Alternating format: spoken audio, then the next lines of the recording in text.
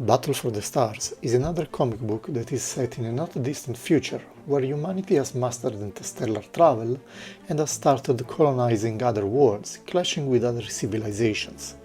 One of these are the Saluks. Among the Saluks, there is a selected elite of warriors infused by the flame dragon soul. The Divine Sun can awaken their power when required, so that they can melt their enemies like hot chocolate, cutting armors and causing damage with ease. Flame dragons seem to have adapted to the hard conditions of their world. The Saluks kept those when mechanizing them, don't ask me how. The end result is flying techno-dragons that require very skilled riders to harness. I forgot to mention in previous reviews, all boxes come with a flap cover that you can raise and take a look at the content. You also have a nice picture of your dragon rider. It is now time to open the box and take a look at the content. So, quite easy, the box is very large. We can extract the content and here it is. So, it is well protected. Everything is in there and there is instructions and a transparent stand if you want to put your figure like in flying mode. But let's look at the content and nothing behind, and so we can just open it. Big stiff, some plastic, and first a big sword with two blades, and then the rider, quite bulky, and finally the bike, I believe, the dragon bike, and with the missile legs. We'll have to put everything together, and a head. This is the unhelmeted head that you can use if you want it, but I will stick to the helmeted head anyway. And then there are, what do we have here? Looks like small hands, so nothing special, I guess. Yep, closed punching hands. The body, it's quite bulky. The head can move with some limitations. Yes, probably a lot of rockets in the back. Big legs, bulky arms. Head can move left and right.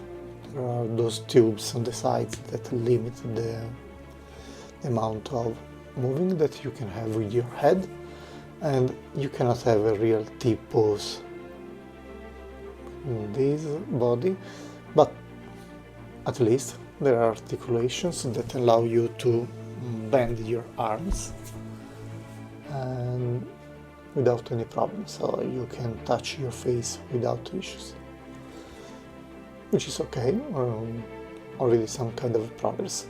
You can rotate the arm, the legs. We can bend the knee, not too much, just a tiny bit over 90 degrees, and then we have the tippy toe. And same for the other leg. It is limited in the way you can rotate. This is the amount that you can allow, and the body torso is also limited.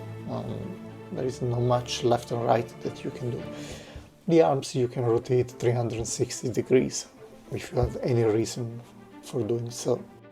Once you put everything together, there is not much that you can do. That is, you put a sword in his hands, you can put the hand towards the shoulder, on like I'm doing here, on this standing pose. So just a menacing, grim, dark pose that you can have. But all in all, this is what you can do actually with this kind of figure.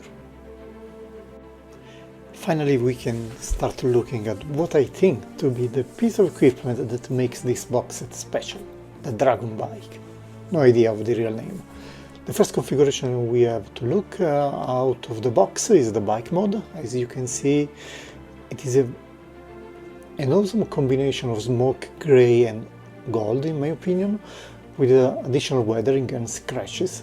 It is well fitting for a vehicle used in extreme battle conditions, and you can configure slightly the different parts. For example, you can take this front part and angle it according to what is your preference, what is your posing that you are trying. Of course, you want to put a rider on top of it, and the articulations are just tailored for this job.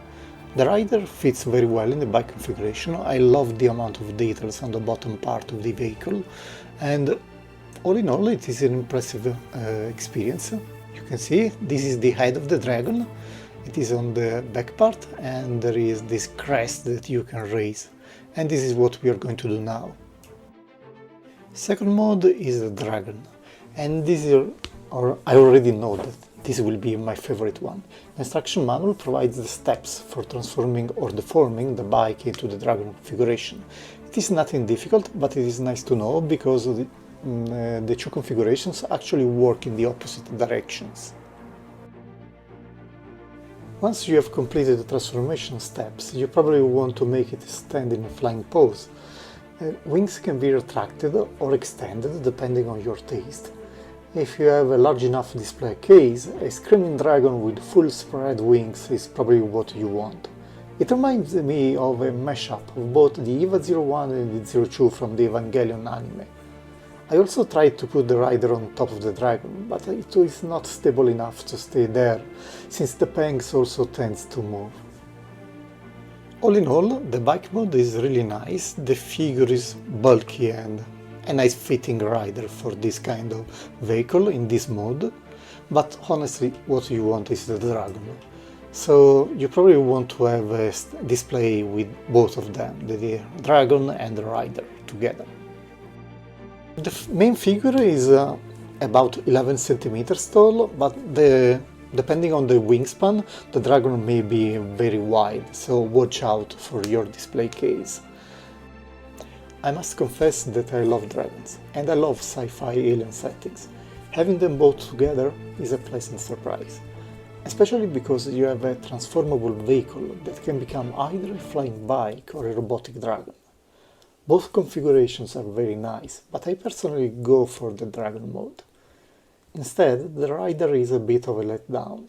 Limited articulations, even if they are sufficient for riding its harness. Additionally, I would have preferred a long lance for a dragon rider. It seems to me more fitting than a huge sword, which is more tailored for a very close combat. But if you are like me, you want this, and you can find them at very cheap prices these days. There is also a crimson version, piloted by a lady knight, that I think I'm going to get to. I want to try this one, this specific model, and another dragon rider with a flying cape just sounds amazing. Thanks for watching, and I'm sure you will excuse me. I have to take my dragon out for a ride.